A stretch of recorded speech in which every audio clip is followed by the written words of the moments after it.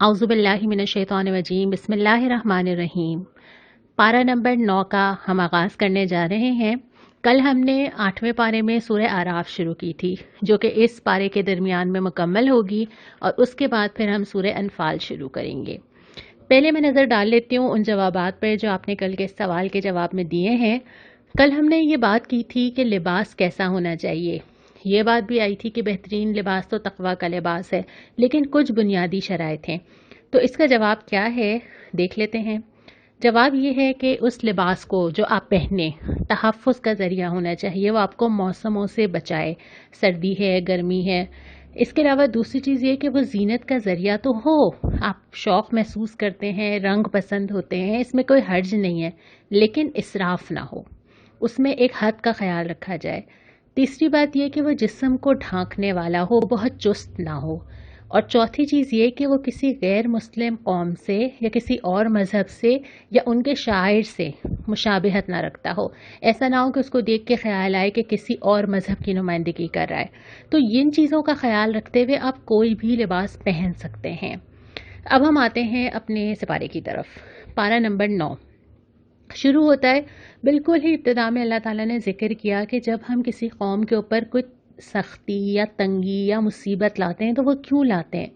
मुख्तलिफ़ कौमों को अल्लाह ताला ने मुख्तलिफ़ तरीके से आज़माया, मुख्तलिफ़ हालात आए। हर एक कौम ने, किसी ने भूख से, किसी ने खौफ से, जो हम सूरह बकरा में पढ़ रहे थे कि अल्लाह ताला तुम्हें मुख्तलिफ़ हालात से आज़माइश में मुब्तला करेगा। तो जब अल्लाह ताला किसी भी कौम को तंगी या सख्ती में मुब्तला करते हैं तो इसका एक मकसद होता है। यानी ये जो अनएक्सपेक्टेड हालात आ जाते हैं, ये जो इंसान परेशानी के अंदर आता है, इसमें भी अल्लाह ताला की कभी ये हिकमत होती है कि अल्लाह ताला सोचने का रास्ता हमवार करता है। अल्लाह ताला ये मौका देता है कि इंसान रुक के सोचे, इंसान के अल्लाह को पुकारे और इंसान के जहन में ये सवाल पैदा हो कि मैं इस सारी मुश्किल से कैसे निकल सकती हूँ, मुझे किसकी मदद चाहिए, कौन है जो मेरे लिए आसानी कर सकता है, कौन है जो मेरी मदद कर सकता है। और फिर लोगों के अंदर आजिज़ी पैदा हो। ये जो मुश्किल हालात होते हैं ना, ये इंसान के अंदर आजिज़ी पैदा करते हैं।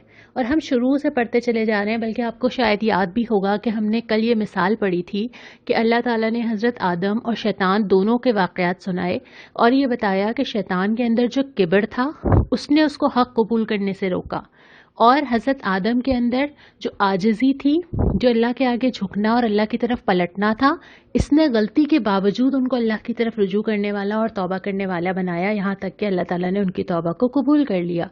तो ये जो आजिज़ी होती है ना, जिस इंसान के अंदर जितनी आजिज़ी होती है उतना ज़्यादा वो हक़ को कबूल कर सकता है, और जितना ज़्यादा जिस इंसान के अंदर किब्र होता है, किब्र से मुराद ये कि मैं, जिस इंसान के अंदर जितनी ज़्यादा मैं होती है उतना ज़्यादा वो हक़ को कबूल करने से रुकता है।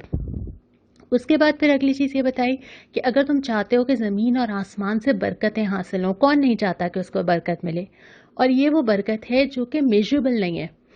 यानी कि आपके वक्त में जो बरकत होती है, कभी दिन इतना लंबा लगता है और कभी साल का पता नहीं चलता, कभी अल्लाह ताला ने इतनी सेहत के साथ रखा होता है और कभी छोटे हेल्थ इश्यूज शुरू हो जाते हैं। तो ये जो बरकत होती है ना, जिसको आप सिर्फ अंदाज़ा लगा सकते हैं, महसूस कर सकते हैं, नाप नहीं सकते, ये बरकत जो है ये अल्लाह ताला देता है। लेकिन इसकी बुनियाद क्या है?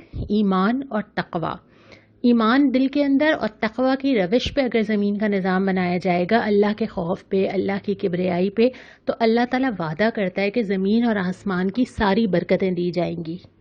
फिर उसके बाद 2 किस्से सुनाए गए, और दोनों किस्से सुनाने के बाद ये बताया गया कि अल्लाह ताला जिसको जब चाहता है, जहाँ चाहता है, वहाँ पकड़ सकता है।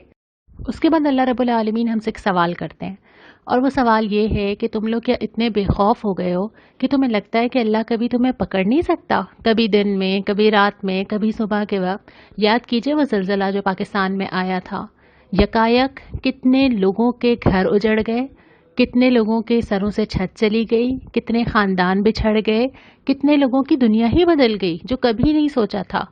और अल्लाह ताला अगर किसी कौम को पकड़ना चाहे तो बस वो एक लम्हे की बात होती है, और उसके बाद जो सारी सेटल ज़िंदगी होती है ना, जो हम समझते हैं कि हमेशा रहेगी, फिर वो सारी की सारी तबाह बर्बाद हो सकती है। इस बात से ख़बरदार करने के बाद हज़रत मूसा और फ़िरौन का पूरा वाक़या सुनाया गया कि जिस तरह हज़रत मूसा ने जाके फ़िरौन को चैलेंज किया और कहा कि अल्लाह की बंदगी इख्तियार करो اور کس طرح فرعون نے اس چیلنج کو سمجھ لیا فوراً. یعنی معاملہ صرف یہ نہیں تھا کہ حضرت موسیٰ اس سے کہتے ہیں اور وہ کہتا ہے کہ اچھا ٹھیک ہے کچھ لوگ ہیں کہیں عبادت کر لے. اس نے بھی ٹھیک ٹھیک اس پیغام کو سوچا، سمجھا، اس چیلنج کا اندازہ کیا کہ اگر یہ دین کی دعوت دی جا رہی ہے تو اس کا مطلب ہے پورا نظام. اس کا مطلب ہے کہ بندوں کو بندے کی غلامی سے نکال کے اللہ کی غلامی میں دے دینا. اسی وجہ سے جو ہم اس پورے واقعے میں جو شدت دیکھتے ہیں کہ حضرت موسیٰ کو اس کو دعوت دینا، پھر جادوگروں کا آنا، پھر جادوگروں کا اس معاملے سے ہٹ جانا، ایمان لے آنا، صبر کی دعا کرنا، یہ پورا واقعہ ہمیں سنایا ہی اس لیے جا رہا ہے کہ یہ حق اور باطل کا معاملہ تو آتا رہتا ہے. ہم پہلے یہ بات پڑھ چکے ہیں کہ حق اور باطل کی کشمکش تو چلتی ہے اور چلتی رہے گی، لیکن حضرت موسیٰ نے فرعون کو جا کے جو چیلنج کیا وہ اسی لیے کیا کہ دین انفرادی معاملہ نہیں ہے. یہ نہیں ہو سکتا کہ میں دین پہ چلتی رہوں اور اپنے گھر میں رہوں اور باقی دنیا میں جو ہو رہا ہے وہ ہوتا رہے. یہ پاسبل ہی نہیں ہے، پھر میرا دین بھی نہیں بچے گا. تو اسی لیے فرعون کو جا کے جو چیلنج کیا گیا وہ اسی وجہ سے کیا گیا. اور پھر اس کے بعد جو واقعہ ہے وہ ہم انشاءاللہ آپ کبھی تفسیر پڑھیں گے تو بہت تفصیل کے ساتھ آپ کو ملے گا. پھر ہم آ جاتے ہیں آگے. دوسرا ربع یہ شروع ہوتا ہے ہدایات کے ساتھ. یعنی حضرت موسیٰ جب اللہ تعالیٰ سے بات کرتے ہیں، دیکھنا چاہتے ہیں، جاتے ہیں، اور اس کے بعد پھر اللہ تعالیٰ ان کو تختیوں پہ ہدایات دیتے ہیں. اور وہ ہدایات کیا ہیں؟ وہ شریعت ہے. ہر نبی کے ساتھ جو شریعت آتی ہے جو اس کی قوم کو فالو کرنی ہوتی ہے تو حضرت موسیٰ کو بھی دی گئی، لیکن جو لوگ حضرت موسیٰ کے پیچھے تھے جن پہ حضرت ہارون کو اپنے بھائی کو ذمہ دار بنا کے گئے تھے انہوں نے بچڑے کو معبود بنا لیا. پھر قرآن وہ واقعہ بتاتا ہے کہ کس طرح حضرت موسیٰ واپس آئے، ناراضگی کا اظہار کیا، اور اس کے بعد پھر قرآن تبصرہ کرتا ہے اس ہدایت کی طرف جو ہمیں دی گئی ہے، جو میرے اور آپ کے پاس ہے. اور جو بات شروع ہوتی ہے کہ اگر یہ رحمت چاہیے، اگر اللہ کی قربت چاہیے تو آج یہ رحمت ان لوگوں کا حصہ ہے جو نبی صلی اللہ علیہ وسلم کی پیروی اختیار کریں. ان لوگوں کو وہ رحمت ملے گی. یعنی صرف نبی سے تعلق محبت کا نہیں ہے. ایمان محبت تو پہلی چیز ہے، اس کے بعد جو اور تعلق کی اور ساری سیڑھیاں ہیں اس میں کیا ہے کہ نبی صلی اللہ علیہ وسلم سے ایسا تعلق ہو کہ اللہ کے نبی صلی اللہ علیہ وسلم کی سنت پر عمل ہو، آپ کی زندگی میں جو جو آپ نے کیا اس کی پیروی کی جائے. اس کے بعد یہ کہ نبی کریم صلی اللہ علیہ وسلم نے پوری زندگی جو مشن پورا کیا، جو اسلام کو غالب کیا، وہ کیا جائے. پھر اس کے بعد یہ کہ جو نبی جو کتاب لے کر آئے تھے، یہ اللہ کے نبی صلی اللہ علیہ وسلم کی وہ وصیت یا وہ نشانی ہے، یہ قرآن جو ہمارے پاس ہے، اس قرآن کی پیروی کی جائے. ہمارے گھر کے بڑے بزرگ، امیاں، نانیاں اپنی جو نشانیاں چھوڑتی ہیں نا، کبھی کوئی زیور ہوتا ہے، کبھی کوئی چیز ہوتی ہے، وہ ہم کتنا قیمتی سمجھ کے رکھتے ہیں کہ ہمارے آباء و اجداد کی نشانی ہے. یا اگر کوئی وصیت کی جاتی ہے تو اس کو کتنا دل سے لگا کے رکھا جاتا ہے کہ یہ وصیت ہمیں کی گئی تھی. یا کوئی جملے، کوئی ہدایات جب ہمیں کہی گئی ہوتی ہیں تو وہ ہمارے لیے بہت قیمتی ہوتی ہیں. نبی کریم صلی اللہ علیہ وسلم کی وصیت یہ قرآن ہے. نبی کریم صلی اللہ علیہ وسلم کا ترکہ یہ قرآن ہے، جو آپ نے ہدایت فرمائی تھی کہ میں تمہارے درمیان دو چیزیں چھوڑے جا رہا ہوں جن کو تھام کے رکھو گے تو کبھی گمراہ نہ ہوگے، کتاب اللہ اور میری سنت. تو اللہ کے نبی صلی اللہ علیہ وسلم سے یہ سارا تعلق مطلوب ہے، محبت کا بھی، ایمان کا بھی، اطاعت کا بھی، پیروی کا بھی، مشن جو آپ صلی اللہ علیہ وسلم نے چھوڑا وہ بھی، پھر آپ کی لائی ہوئی کتاب سے تعلق بھی، یہ ساری چیزیں مطلوب ہیں. اس کے بعد پھر ذکر کیا کہ بنی اسرائیل نے جو کیا تھا وہ ہمارا ظلم نہیں تھا. پورے قرآن میں اللہ تعالیٰ نے بہت ساری جگہ ان لوگوں کو ظالم کہا ہے جو گناہ کرتے ہیں. وہ کس پہ ظلم کرتے ہیں؟ بہت ساری جگہ پہ آپ لوگوں پہ تو ظلم نہیں کر رہے ہوتے، لیکن ظالم اس لیے کہا جاتا ہے کہ اپنے آپ پہ ظلم کر رہے ہوتے ہیں. یہ اللہ کا ظلم نہیں تھا.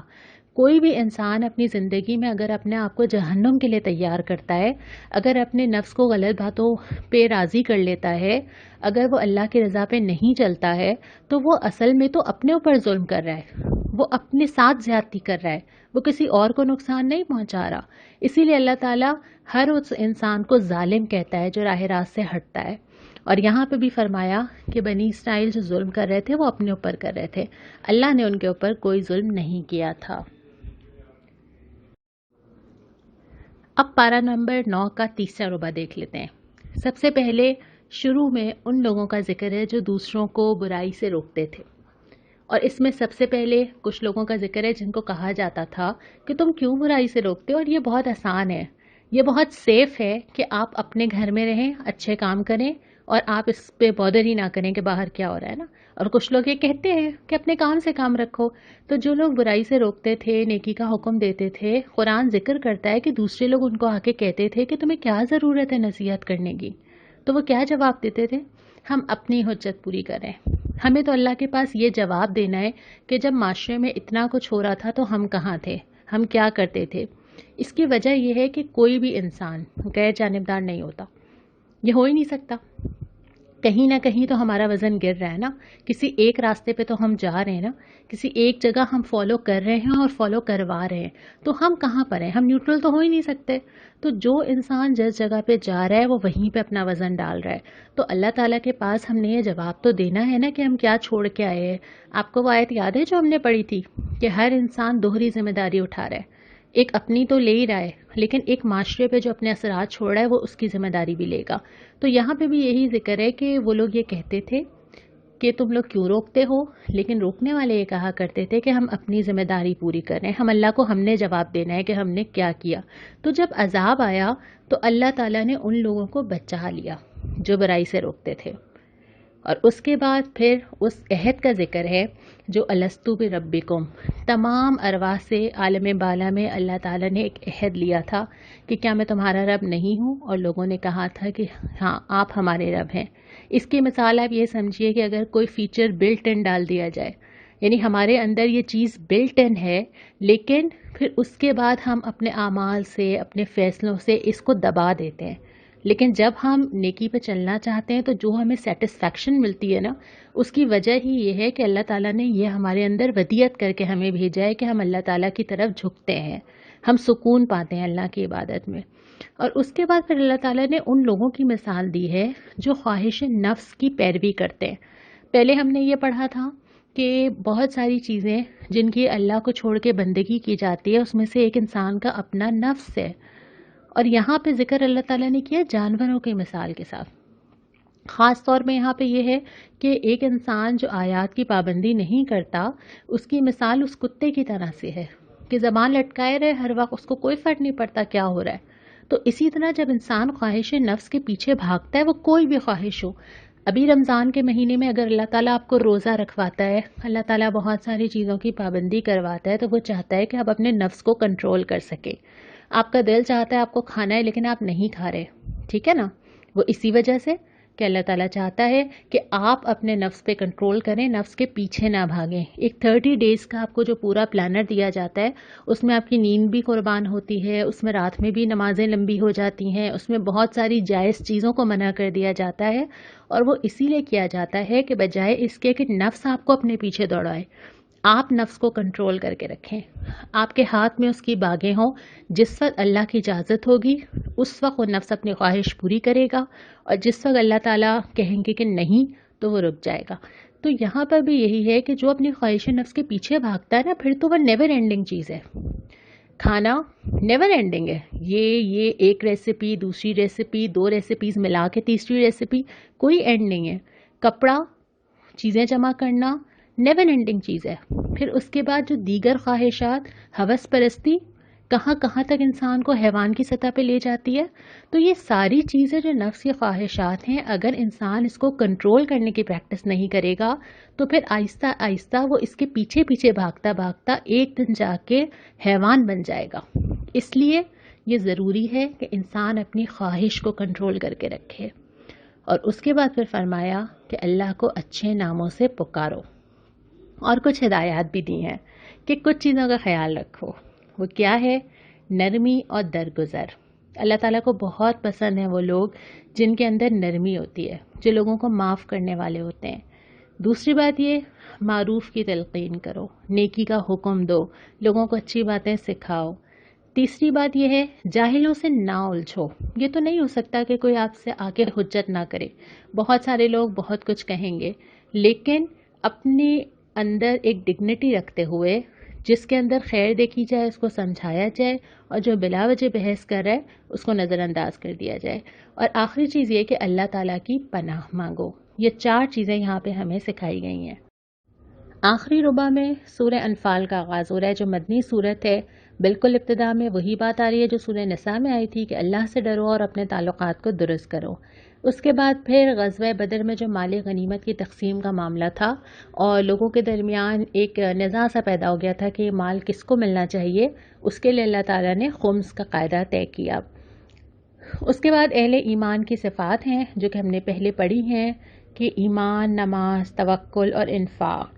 اس کے بعد اللہ تعالیٰ نے کچھ کیفیات کا ذکر کیا ہے۔ غزوہ بدر کے میں آپ جانتے ہیں کہ مسلمانوں کی تعداد بہت کم تھی اور سامنے لشکر بہت بڑا تھا اور ایسا لگ رہا تھا کہ جیسے موت کے منہ میں جا رہے ہیں۔ تو اس وقت جو مسلمانوں کی دل کی کیفیات تھی نا، اللہ تعالیٰ نے اس کا ذکر کیا ہے کہ اس وقت جو دل کے اندر ایک تڑپ تھی، اس وقت جو خوف تھا کہ کیا پیش آئے گا، کیسے ہوگا، تو ان سب میں تسلی بھی دی گئی ہے، بتایا بھی گیا ہے کہ اللہ تمہارے ساتھ تھا، اس نے تمہارا ہاتھ تھاما تھا، اس نے تمہیں یہ لگ رہا تھا کہ تم موت کی طرف ہانکے جا رہے ہو، تم اللہ سے فریاد کر رہے تھے، اللہ نے اطمینان تمہارے اوپر طاری کیا، اور جو تم نے مارا، جو تم نے پھینکا، وما رمیت اذ رمیت ولکن اللہ رما، تم نے نہیں پھینکا تھا، وہ تو اللہ نے پھینکا تھا، یعنی جب تم اللہ کی راہ میں چلے تھے تو اللہ تمہارا ہاتھ بن گیا تھا، یہ تسلی دی گئی۔ اور اس کے بعد فرمایا کہ اللہ رسول کی پکار پر لبیک کہو۔ جب اللہ تمہیں پکارے، اللہ کے پکارنے کو اللہ تعالیٰ نے تشبیہ دی ہے اللہ کے دین کی ضرورت کے لیے، کہ جب اللہ کے دین کی ضرورت ہو تو اس کی مثال ایسی ہے گویا اللہ نے تمہیں پکارا ہو، تو کیا کہو؟ لبیک، میں حاضر ہوں، میں حاضر ہوں اے اللہ آپ کے دین کے لیے اور جہاں میری ضرورت ہو۔ اس کے بعد فرمایا کہ اللہ جو ہے وہ انسان اور اس کے دل کے درمیان حائل ہے۔ یہ موضوع ہمارا بھی اگلے پارے میں بھی آئے گا، ہم وہاں تفصیل سے پڑھیں گے، لیکن یہ کہ اللہ جانتا ہے کہ تمہارے دل کے اندر کیا ہے اور اسی کے مطابق تم سے معاملہ کرے گا، اور آخر میں یہ کہ تم تقوی اختیار کرو گے نا تو اللہ تمہیں فرقان دے گا۔ یہ اللہ کی اتنی بڑی نعمت ہے، جو فرقان ہے نا، یہ ہے کسوٹی، کہ آپ کو بر وقت سمجھ آ جائے کہ ٹھیک کیا ہے اور غلط کیا ہے، یہ سینس آپ کے اندر پیدا ہو جائے کہ آپ دین کے مزاج کے مطابق چیزوں کا فیصلہ کر سکیں، اور آپ کو سمجھ آ جائے کہ کون سا راستہ ٹھیک ہو سکتا ہے اور کون سا راستہ ٹھیک نہیں ہو سکتا، اور اللہ آپ کو صحیح وقت میں، فتنے کے وقت میں آپ کو دین کی سمجھ عطا کر دے۔ اس چیز کو کہتے ہیں فرقان۔ قرآن حکیم کو بھی فرقان کہا جاتا ہے کیونکہ یہ بھی کسوٹی اور یہ فیصلہ کرتی ہے کہ صحیح کیا ہے اور غلط کیا ہے۔ تو جتنا انسان اللہ کا تقوی اور اللہ کا ڈر اور اللہ کی محبت رکھتا ہے، اس کے اندر اللہ تعالیٰ یہ سینس ودیت کر دیتا ہے اور اس کے لیے آسان ہو جاتا ہے کہ وہ سیدھا راستہ دیکھ سکے۔ یہاں آ کے ہمارا 9واں پارہ مکمل ہوا، لیکن اس پارے کے سلسلے میں ایک سوال آپ سے آج کرنا ہے جو بہت آسان ہے، اور وہ سوال کیا ہے؟ سوال یہ ہے کہ اللہ کے نبی صلی اللہ علیہ وسلم سے ہمیں کیسا تعلق رکھنا چاہیے؟ کون کون سی چیزیں ہیں جو نبی کریم صلی اللہ علیہ وسلم سے تعلق کے سلسلے میں مطلوب ہیں؟ اس کا جواب آپ ای میل ایڈریس پہ ہی مجھے دیں گے۔ دعا کی سلائیڈ پہ جانے سے پہلے میں آپ کے سامنے کچھ نام رکھنا چاہوں گی، اگرچہ یہ نام بہت زیادہ ہیں، لیکن کچھ ایسے نام جو ہمارے ساتھ مستقل رہے ہیں، جنہوں نے رپلائی کیا ہے، جنہوں نے کویشچن کے آنسرز دیے ہیں، ریگولرلی دیے ہیں، تو اس میں سے کچھ نام میں آپ کے سامنے رکھ رہی ہوں۔ مجھے اندازہ ہے کہ ہزاروں کی تعداد میں اس وقت واٹس ایپ گروپس بنے ہوئے ہیں، آپ سب نے ہی اپنے کانٹیکٹ کے گروپس بنائے ہوئے ہیں، آپ اس میں فارورڈ کر رہے ہیں، ڈسکس کر رہے ہیں، آنسرز لے رہے ہیں، اور ان سب کا نام رکھنا یہاں پاسبل بھی نہیں ہے۔ آپ کا فیڈ بیک ڈائریکٹلی یا انڈائریکٹلی آ بھی رہا ہے، لیکن یہ بس وہ نام ہیں جو ہماری I D per, E mile I D پر یا فیس بک پر ہمیں رپلائی کرتے رہے ہیں۔ ان میں ملک کے کونے کونے سے تو ہیں ہی، یعنی پاکستان کے اندر سے بڑے شہروں کے علاوہ چھوٹے چھوٹے شہروں سے بھی ہیں، اس کے علاوہ دنیا بھر سے امریکہ، Canada, India, Spain, Dubai, Japan, تمام جگہ کے لوگ شامل ہیں۔ یہ نام آپ کے سامنے چل رہے ہیں، اس میں ایج گروپ بھی ڈفرینٹ ہے، یعنی 8 کلاس کی بچی بھی ہے جو بہت ڈیٹیل سے جواب دیتی ہے، 80 ایئرس کی خاتون بھی ہیں جو اتنے ہی انٹرسٹ سے رپلائی کرتی ہیں۔ لیکن یہ ساری لسٹ دکھانے کا مقصد کیا ہے؟ میں آپ کو یہ نام کیوں دکھا رہی ہوں؟ کیا اس لیے کہ آپ اپنا نام ڈھونڈ کے خوش ہو جائیں، یا اس لیے کہ میں آپ کو دکھانا چاہتی ہوں کہ کتنے لوگ رپلائی کر رہے ہیں؟ نہیں، یہ میں آپ کو اس لیے دکھا رہی ہوں کہ ہم نے جب سورہ کہف پڑھی تھی کہ اپنے آپ کو ان لوگوں کے ساتھ کنیکٹ کرو جو تمہارے لیے چیزوں کو آسان کریں، تم سب ایک دوسرے سے طاقت لو، حوصلہ لو، تم سب ایک دوسرے کو بیک اپ کرو، تو یہ وہ لوگ ہیں جو سب آپس میں جڑے ہوئے ہیں اس وقت۔ اور ان تمام لوگوں کو کس چیز نے جوڑا ہے؟ جو سورہ بقرہ میں آیا تھا کہ اللہ کی کتاب کو مضبوطی سے تھام لو، اللہ کی رسی کو مضبوطی سے تھام لو. یہی ایک چیز ہے جو انسان کو بے غرضی کے ساتھ کنیکٹ کرتی ہے. کسی کا کسی سے کوئی فائدہ، غرض، رشتہ داری نہیں ہے، لیکن جس چیز نے سب کو جوڑ کے رکھا ہوا ہے وہ ہے اللہ کی کتاب. اور یہی آپس میں محبت پیدا کرتی ہے، سب کو جوڑ کے رکھتی ہے. اور یہی چیز یہ ہے جس نے آپ کو ایک نہیں رہنے دیا. اس وقت آپ وہ ایک فرد نہیں ہے، اس وقت آپ ان تمام لوگوں میں شامل ہیں جو دنیا بھر میں اس کتاب سے جڑے ہوئے ہیں. تو اس اسٹرینتھ کو مضبوط کر کے رکھنا ہے، ہمیں ایک دوسرے سے جڑ کے رہنا ہے، ایک دوسرے کو سپورٹ کرنا ہے. اور اس قرآن کی کتاب کو، جیسے میں نے پہلے کہا، پڑھنا اور سمجھنا بھی ہے لیکن دوسروں تک پہنچانا بھی ہے. اب ہم چلتے ہیں دعا کی سلائیڈ کی طرف. اور جو دعا آج کی ہے، یہ دعا سورہ اعراف کی 126 آیت میں ہے. اور یہ وہ دعا ہے کہ جب جادوگر اسلام لے آئے تھے فرعون کے دربار میں تو انہوں نے یہ دعا مانگی تھی، ربنا افرغ علینا صبرا وتوفنا مسلمین. اے ہمارے رب، ہم پہ صبر کا فیضان کر، ہمیں دنیا سے اٹھا تو اس حال میں کہ ہم تیرے فرما بردار ہوں. اللہ تعالیٰ ہمیں بھی صبر عطا کرے اور اللہ تعالیٰ ہمیں بھی دنیا سے اٹھائے تو اس حال میں کہ ہم اللہ تعالیٰ کے فرما بردار ہوں. آمین.